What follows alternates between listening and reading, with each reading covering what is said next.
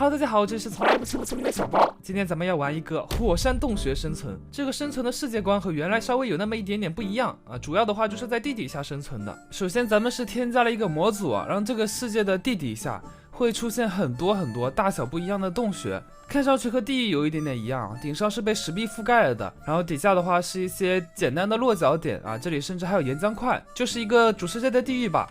然后外轴的层数也比较低啊，只有13层左右。而地表的世界的话也被我们改了一下，地表的话也是一个巨大的洞穴啊，地下有很多的大型湖泊啊，然后顶上的话是没有天空的，全部被这些大型的石头穹顶给盖住了。然后这边的话是没有办法生成任何树木的，因为天空被拦住了，亮度太低了，所以植被没法生成。然后动物的话也因为亮度太低没有办法生成，所以这个地表世界的话完全就是一个被怪物所占领的世界，是一个怪物的乐园。我记得我以前是做过一个洞穴的数据包，不过这次的话我是直接在这个世界选项里面生成的洞穴类型世界，在这个的基础上加了一个地底下的火山洞穴的模组，所以就生成了一个这样子上下都是洞穴的世界。 OK， 那么这就是这个世界的世界观了。我们是为了逃避地表非常艰苦的环境啊，因为到处都是怪物，所以我们躲到了地下世界，要以地下的这个火山洞穴世界为基础生存下去。那我们废话少说，先开始稍微试玩一下吧。不过我们在地底下行动起来好像有点困难，我们现在这边只有泥土可以挖，木板的话要去找那种矿井啊，刚刚本来是找了一个矿井做出生点的，然后介绍了一下之后不知道飞到哪里去了，要找矿井弄一点木头才行啊。那如果本期视频点赞能超过2万的话，咱们就开坑好吧。我们自杀一下吧，刚刚我们的出生点在矿井旁边呢。 OK， 肥来了，快赶紧弄一点木头啊，不然我们石头什么的都挖不了。着火了，这里怎么还有原木啊？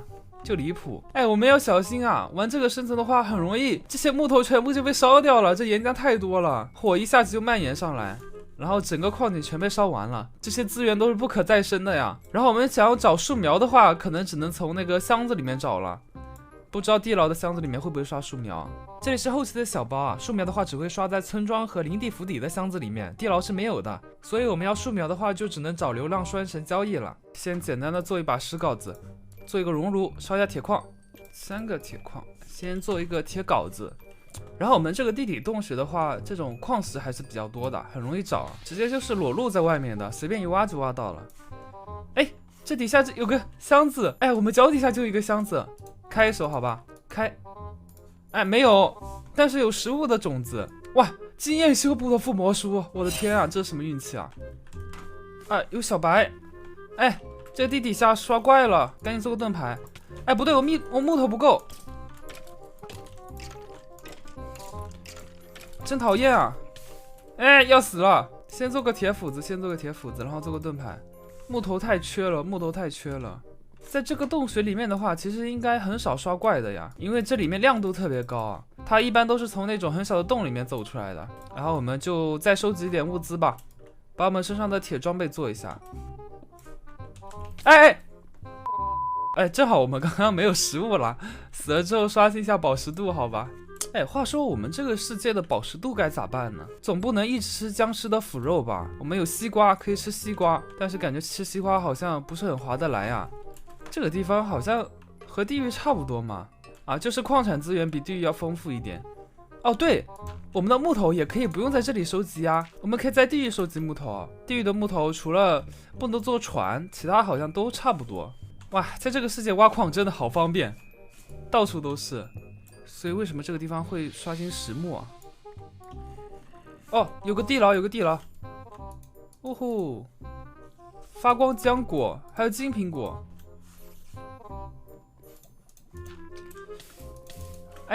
完了，烧死了！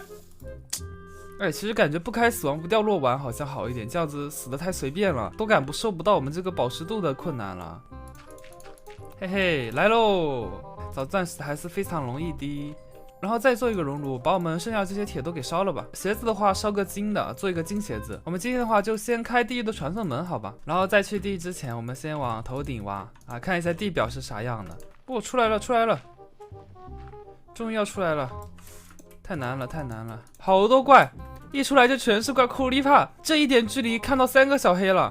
这个地表的怪是真的多啊，小黑刷新的几率不知道为什么这么高。然后我们要解决食物问题，糟了。我们要解决食物问题的话，最好的办法是去地狱啊，做刷油猪兽的机器之类的，或者的话，我们就来地面上，像我这样子收集小麦，来吃个金苹果吧。要死了要死！哇，哎，不吃我就死了，刚刚这一下。哎，要么种田，要么吃肉啊，两种生活方式。这样生存的话，其实稍微有点单调啊，应该再加一点模组的。在地底下生存适合什么类型的模组呢？你们有没有什么想法？好，这里有水，又有水又有铁，刚刚好。好的，可以去地狱喽。打火石来一个 ，OK， 可以去地狱了。哎，到了地狱之后就很普通了啊，就和平时的生存差不多了。那如果我们觉得在地狱打食物比较危险的话，就老老实实的回去种地，好吧？啊，毕竟油猪受的伤害还是有点高的。OK， 那我们今天这期视频就到这里啊。如果点赞比较高的话，咱们就开坑，好吧？那么我是小豹，我们下期视频再见，拜拜。